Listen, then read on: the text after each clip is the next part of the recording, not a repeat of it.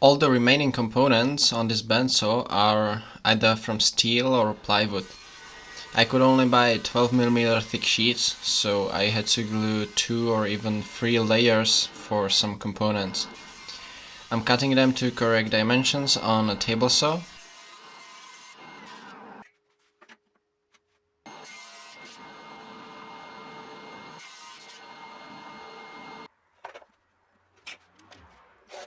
Or these round ones with a router and this round cutting jig.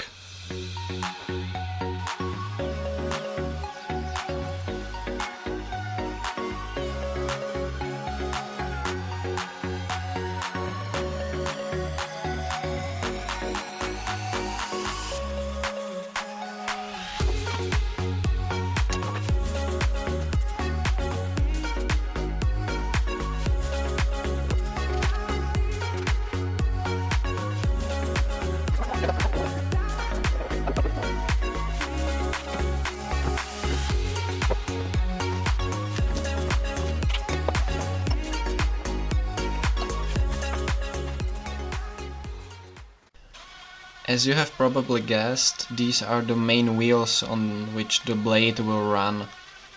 To protect the teeth on the blade, it is pretty common to wrap the wheels in rubber, for which I'm using an inner tube from bike wheel that I cut along the circumference.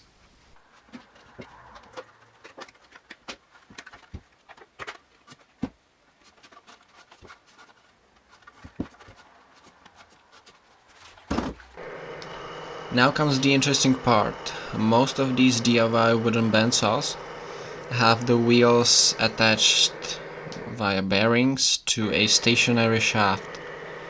But the problem there is that you have to drill the hole for the shaft to go into the frame perfectly perpendicular, which I already know I will not be able to do, and if you screw it up, then you have only one chance, right?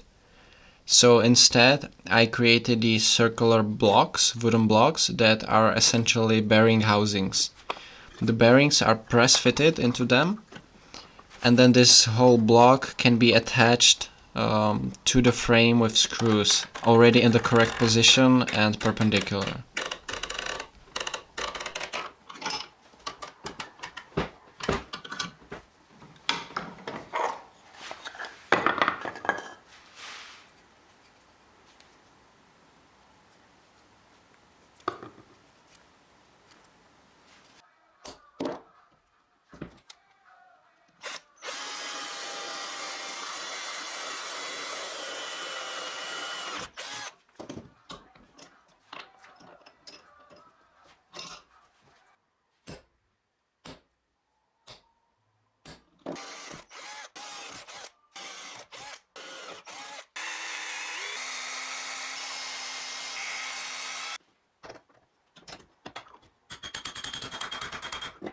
This flange is a crucial part. It's like the middle piece between the wheel and the shaft. It connects them together. It keeps the wheel running true and decreases vibrations and wobbling. Set screws connected to the shaft, as you can see here, and then just 4 bolts connected to the wheel. Here there's also a place for adjusting it by shimming it from below to make sure the angles are really 90 degrees.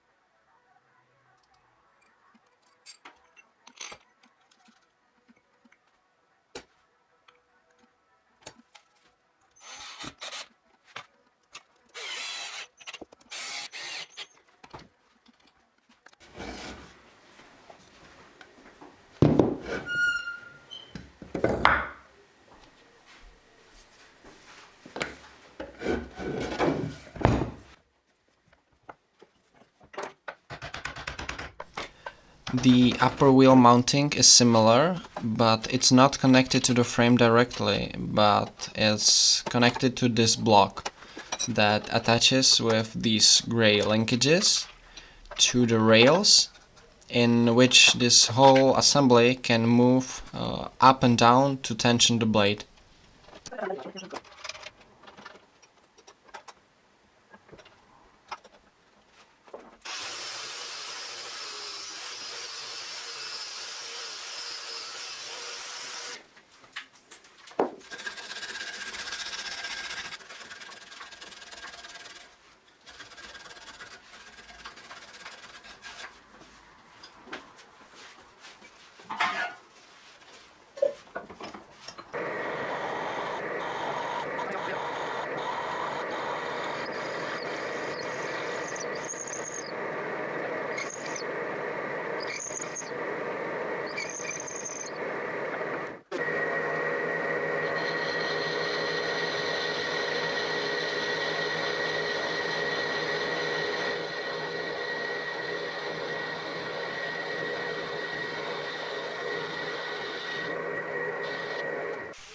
The motor is 3-phase asynchronous 2 horsepower electromotor, which is almost 50 years old now and was donated to me by a family member. The next parts are, I think, self-explanatory, so I'll stop talking now and enjoy.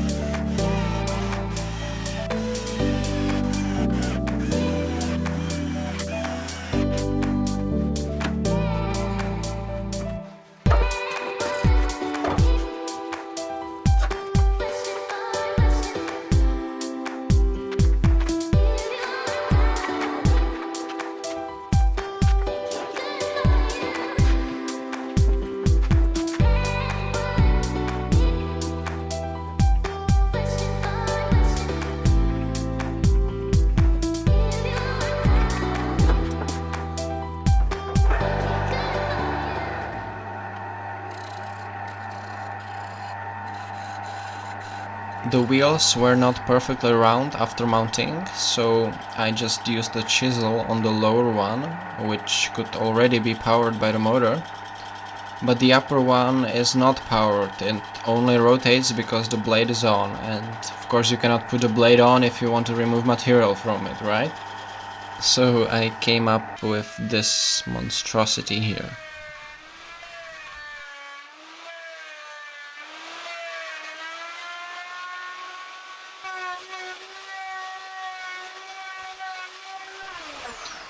And the wheels also have this crown on them. It's kind of counterintuitive, but the blade has a natural tendency to run on the largest diameter possible, which is in the middle. So even if you push some wood against it, it doesn't fall off.